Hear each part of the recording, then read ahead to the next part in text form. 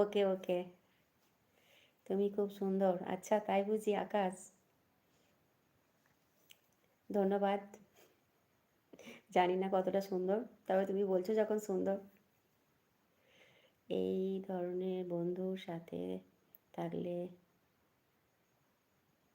জান সম্মান শেষ, মান সম্মান শেষ।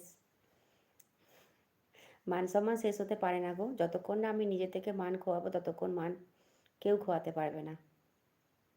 নিজে ঠিক থাকলে কেউ খোয়াতে পারবে না গো। এই যে তুমি বললে আগুন, সেটাও কি ঠিক?